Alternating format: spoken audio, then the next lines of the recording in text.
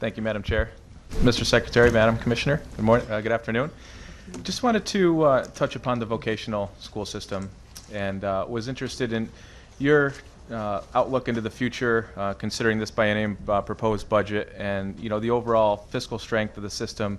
I know there was some speculation that 2 schools may be on the chopping block if funding couldn't be straightened out with this proposal. So curious to know where that proposal stands and the overall strength of the VOTEC system. Well, we are pleased that this proposal sustains our technical high school system, and I'm happy to be joined as well by our superintendent, Dr. Torres, and if you have more specific questions, Dr. Torres is here as well.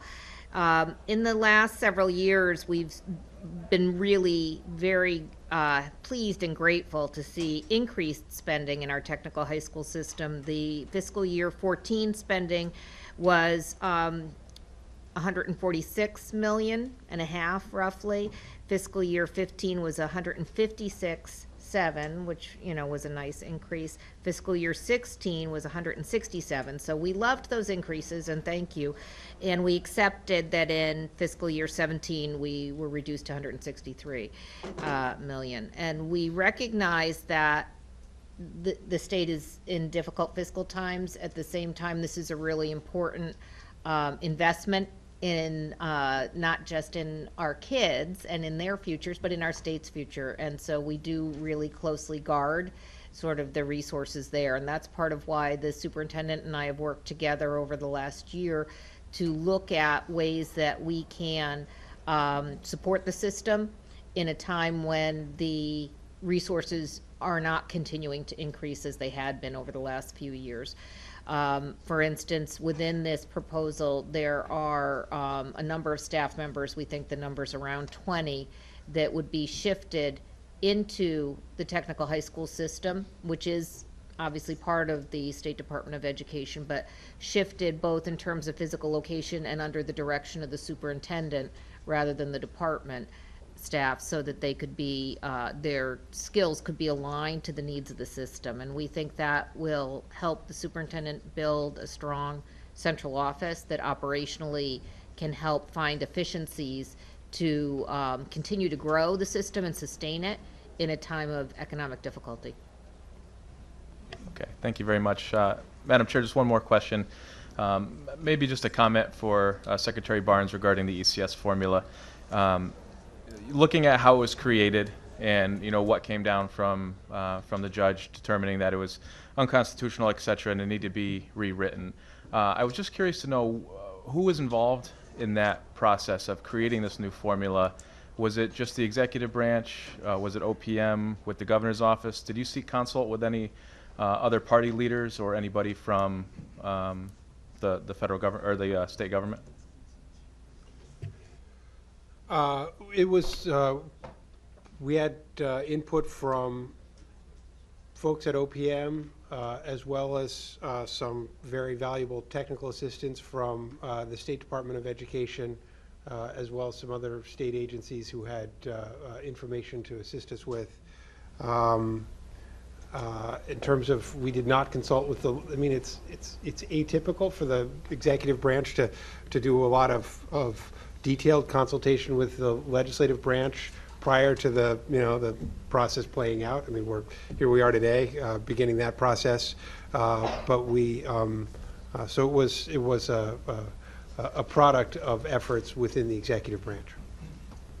Okay, so what's staggering, obviously, which many of my colleagues will attest to, is the dramatic cuts that a lot of our small and rural towns, regional school districts, are seeing with this new formula.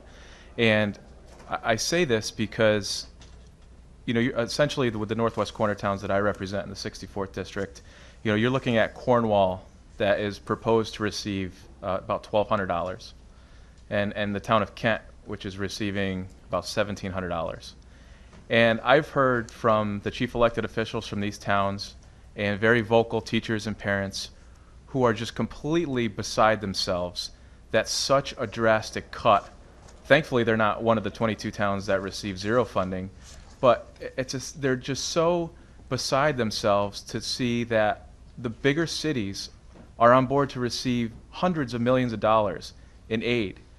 but our small towns are getting $1,200, $1,700 for being a fiscally conservative local government, for chief elected officials who have run their government on a very efficient and lean practice year after year, who have maintained a fund balance that is statutorily required at 15%.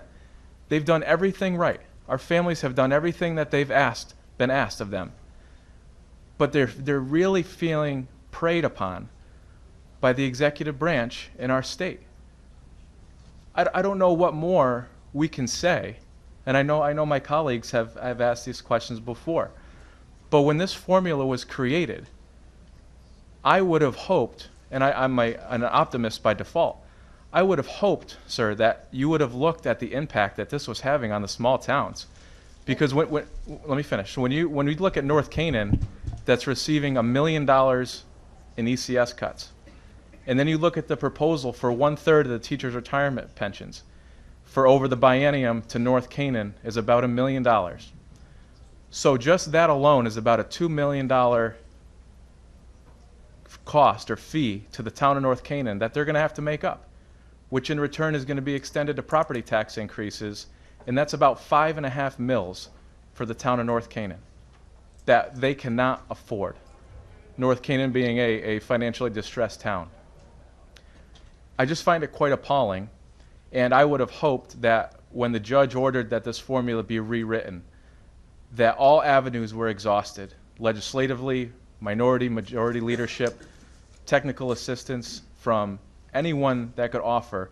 I don't know of anyone from this committee especially who were offered a seat at the table. I know there's a process where the executive branch puts out this biennium budget proposal, but something as important as this, sir, I would have hoped that everyone, all avenues would have been exhausted to try to create a more sensible proposal or new sensible formula, because as it is right now, to change the formula as it is and incur this drastic increase on our small towns, there's no way we can afford that.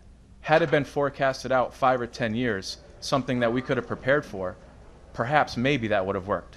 But as it stands right now, there is no plausible way for our small towns to eat this cost. I take your point, but I want to make sure that you're understanding that we're also funding special education in new ways. So Cornwall, one of your towns, I mean, it's true that we're proposing an ECS grant of $1,292, and that sounds awfully low, but their current ECS grant is $6,976. So they've not been very heavily funded by the state historically. And we're proposing that their special education funding go from a 5-year average of about $25,000 a year to $55,000 a year. So they're actually, I mean, yes, it's true, we've proposed that they have to pick up some of their teachers' retirement, and that's going to be a burden on the town. I don't deny it. But we've also provided them with some new resources in special education. I don't think that the net of all those changes is 31, maybe $120,000 reduced, $130,000 reduced from one year to the next. I appreciate that that's a real cost. It's going to have to be absorbed by the town. But $120,000 does not threaten the stability of an organization like Cornwall. I mean, they have their budget is over $3 million, $3.5 million in school budget each year. $120,000. Yes, I'm sure that that's going to be an issue for them. I'm not going to deny that that's problematic. But the notion that $120,000 reduction threatens the very fabric and the ability of Cornwall to continue to provide excellent education to its students, or threatens catastrophic tax increases, it strains my credulity here. I don't believe that that's true. I believe that the amount of burden that we've shifted onto some small towns is reasonable and appropriate given our what we see as a compelling moral and policy mandate that we find better ways to fund those communities that really can't support themselves and have been left with mill rates in the 50s and 60s and 70s truly catastrophic local fiscal circumstances as a result of decades of inadequate funding to their school systems. So I don't believe that we have, I mean, look, I can't say that the way these formulas handle every single community is exactly right. I look forward to working with the legislature to fine tune or even to come up with a whole new scheme if that's the pleasure of this body. But ultimately, we do feel that it's important that we find ways to fix the really catastrophic problems that we've caused in our urban and poorer rural communities that have lacked resources to provide the quality of education that we think is mandated by the Constitution.